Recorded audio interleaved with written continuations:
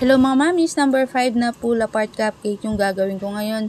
Ang kanyang theme ay mermaid. Actually yan siya, basta may mga fishtail lang siya sa ibabaw. Tapos nilagyan ko na yan siya ng dikit sa ilalim, yung ginamit ko ng pandikit, yung balloon adhesive, something gano'n. Pero medyo dinagdagan ko yan siyang ng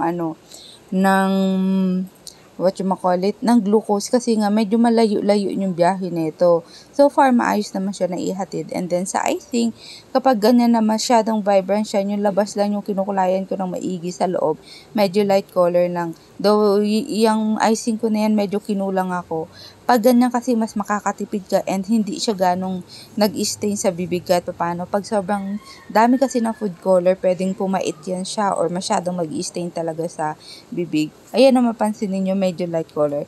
Sabagay kapag ganyan naman, kinaumagahan naman siya or medyo pag nag-rest na siya, humahawa naman yung yung makulay doon sa light color. Kaya kahit paano, hindi mo na mahalata na medyo may light na part ng ng icing. Para kahit paano mas matipid, diba? Hindi yung sobrang dami.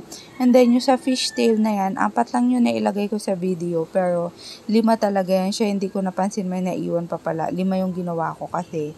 Tapos sa board, nilagyan ko na din lang na maliliit pa na fishtail na kulay para kahit paano may design siya. Pink na pink, diba? Tapos yan na, nilagyan ko na din na ng draggies. So yun na mga mami. Salamat sa inyo. Paalam. Ciao!